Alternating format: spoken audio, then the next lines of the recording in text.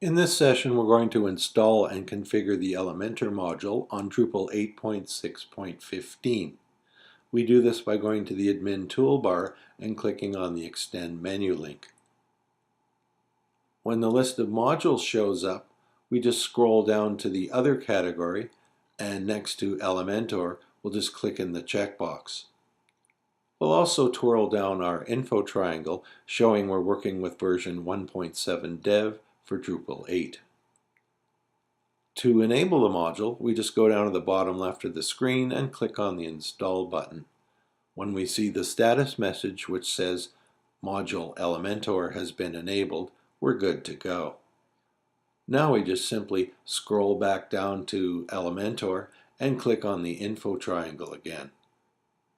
That should reveal 3 link categories, one for help, one for permissions, and one for configure. Now the configure link is actually mirrored in the configuration menu opposite content authoring. So that's 2 methods to go to the Elementor settings form. And when I see article and basic page in that form, that's just a reflection of the 2 content types, article and basic page, that any default Drupal installation has. For this session, though, I want to click on the structure menu, go down to content types, and click Add Content Type. Okay, so I want to type in add custom content type to the name field, and then I'm going to go down and click on Save and Manage Fields. That will add that as a custom content type to Drupal.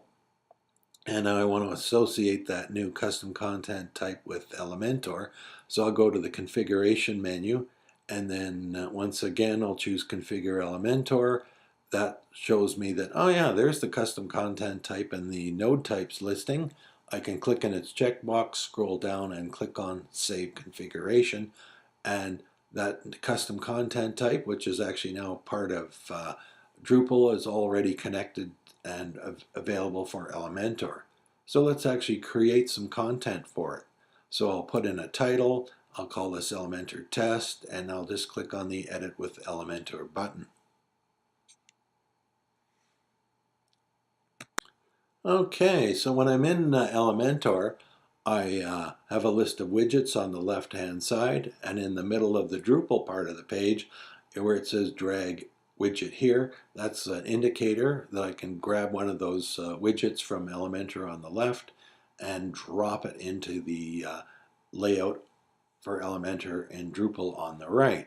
Okay, so I'm going to click where it says choose your image, and that will open up a directory I was in on my local computer where I happen to have some images, and I can actually select one of them by clicking on it.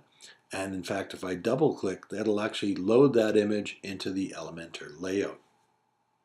So I've got one Elementor layout, and let's set up to add some more.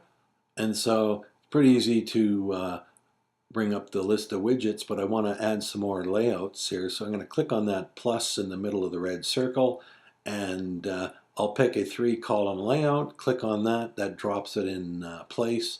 And so let's say I want to add a widgets to the left column of this new 3-column layout. I'll click on the little 9 dots, that brings up my list of widgets again. And so let's add an image widget to that left column. So I just literally drag that over the top and drop.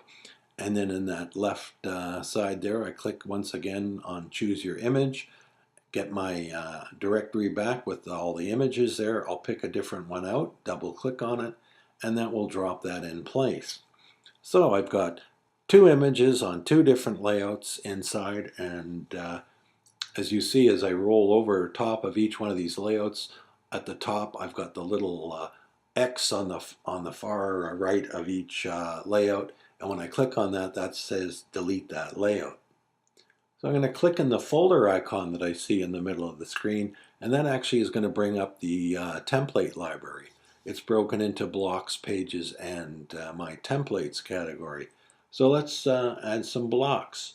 So I'm going to scroll down till I see a block that I'm interested in. And I see where it says Insert. I'll give that a click. And that's actually going to throw that block into my Elementor layout in Drupal. Okay, so that's in place. Let's do that once more. Go to the little folder icon. Click on that. I'm back in my library. I'm in the blocks category. So let's choose this one in the middle of the first block. We'll insert that, and that will throw that right after the block that I had previously inserted in my Elementor layout. And I can actually start mucking around with those. So let's say I want to change the image in there. I click in the image in the left side. I'm back to my image directory. And in this case, we're going to pick out and double click on this little hippo cartoon.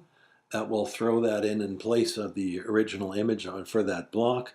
And as you can see, I can just start mucking around with anything that's actually in that block. So let's reset some of the type in there. Take out the existing name, and I'm going to add in the name Hippo Bob. Okay, so that's probably enough for this first item. So let's just publish this out to save it out for Drupal. And then to exit back to Drupal, I go into the upper left corner, click on that icon, and that brings up where it says I can exit Elementor to Drupal. So that's pretty much it. Till next time.